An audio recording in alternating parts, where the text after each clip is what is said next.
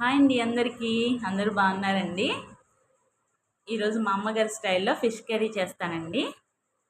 దానికి ఏమేమి కావాలో చూపిస్తాను, చూసేయండి. 2 పెద్ద సైజు ఉల్లిపాయలండి, ఒక 6, 7 పచ్చిమిరపకాయలు, ఒక 9 అట్లా బెండకాయలు, కొంచెం కొత్తిమీర, కరివేపాకండి, కొంచెం ఒక స్పూన్ అలా అల్లం వెల్లుల్లి పేస్ట్, మసాలా పేస్ట్కి వచ్చి గసగసాలు, జీలకర్ర, ధనియాలు, ఒక 4, 5 లవంగాలండి, ఒక 2 నిమ్మకాయల సైజ్ అంత చింతపండు ముందే నానబెట్టుకుని ఉంచుకోండి. ఇప్పుడు ప్రాసెస్లోకి వెళ్ళిపోదాం. ఈ ఉల్లిపాయల్ని కొంచెం కొత్తిమీర వేసుకుని పేస్ట్ చేసి పెట్టుకోండి. స్టవ్ వెలిగించుకొని ఇట్లాంటిది కొంచెం దలసరిది వెడల్పుకున్న గిన్నె పెట్టుకోండి. ఆయిల్ వేసుకుందామండి. దీనికి నూనె కానీ పల్లి నూనె కానీ వేసుకోండి, మంచి టేస్ట్ ఉంటుంది. నేనైతే ఒక 1/2 కప్ అట్లా ఆయిల్ వేసాను. ఆయిల్ హీట్ అయిందండి. పేస్ట్ వేసేసుకుందాము. పేస్ట్ వేసుకొని కలుపుకుందామండి.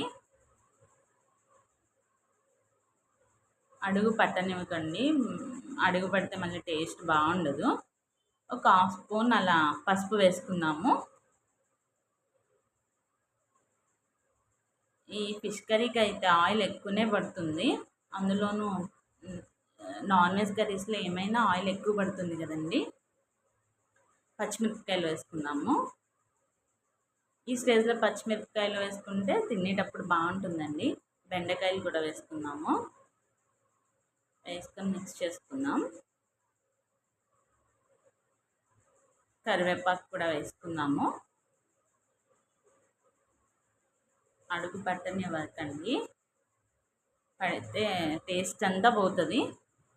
ఒక 2 స్పూన్లు అట్లా ఉప్పు వేసుకుందాము. కలుపు వేసుకుందామండి. ఒక 4 స్పూన్లు అట్లా కారం కూడా వేసుకుందాము.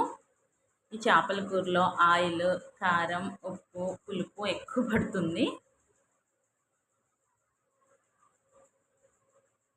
వేసుకొని మంచిగా కలుపుకుందాము. కారం ఇట్లా ఆయిల్లో ఫ్రై అయితే బాగుంటుందండి. ఇప్పుడు అల్లం పేస్ట్ కూడా వేసేసుకుందాము. ఇట్లా అల్లం వెల్లుల్లి పేస్ట్ వేసుకొని మిక్స్ చేసేసుకుందాము. ఫిష్ ముక్కలు కూడా వేసేసుకుందామండి.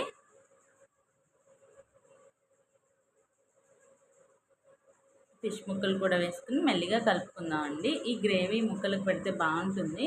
మెల్లిగా కలుపుకోండి, చిదురైపోతాయి లేకపోతే. ఇప్పుడు చింతపండు పులుపు కూడా వేసేసుకున్నామండి. ఇప్పుడు పులుపు, ఉప్పు చూసుకొని వేసుకోండి. నాకు ఉప్పు కొంచెం తక్కువ అయిందని నేను వేసుకున్నాను. పులుపు కూడా నాకు సరిపోయిందండి. ఈ స్టేజ్లోనే ఉప్పు, పులుపు, కారం అవన్నీ చూసుకొని వేసేసుకోండి. లేదు అంటే కర్రీ అయిపోయాకన్నా చూసుకోవచ్చులేండి, ఏమైనా కలుపుకోవాలంటే కలుపుకోవచ్చు, కానీ ఈ స్టేజ్లో కలుపుకుంటే బాగుంటుంది. కొంచెం కొత్తిమీర కూడా వేసేసుకొని మీడియం ఫ్లేమ్లో పెట్టుకోండి. మళ్ళీ హైలో పెట్టేసుకున్న తొందరగా అయిపోతుంది కానీ అంత టేస్ట్ ఉండదు. మూత పెట్టేసుకుందామండి. ఈలోపు మసాలా పేస్ట్ చేసుకుందాము. ఇదిగోండి, మరగడం స్టార్ట్ అయింది.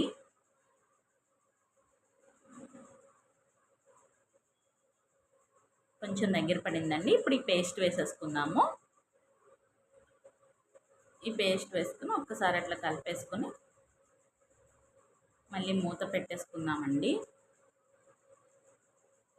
అట్లా ఒక 10 మినిట్స్ అట్లా వదిలేద్దామండి. ఇదిగోండి, పులుసు ఆల్మోస్ట్ అయిపోయింది. ఒకసారి ఉప్పు చూసేసుకొని సరిపోకపోతే వేసుకోండి. కొత్తిమీర చల్లేసుకుందాము.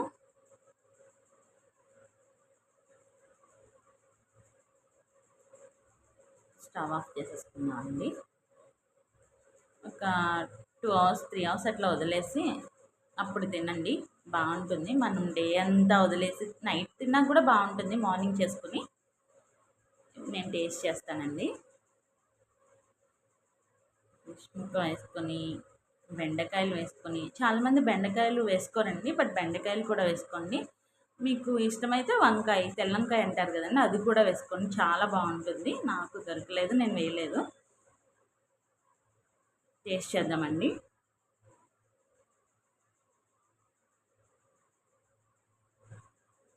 స్మెల్ మాత్రం ఎర్రగదీసేస్తుందండి బాబు.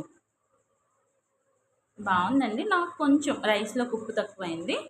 ఉప్పు అయితే మీరు చూసుకుని వేసుకోండి. మీకు కర్రీ నచ్చితే లైక్ చేయండి, షేర్ చేయండి, కమెంట్ చేయండి. Thank you.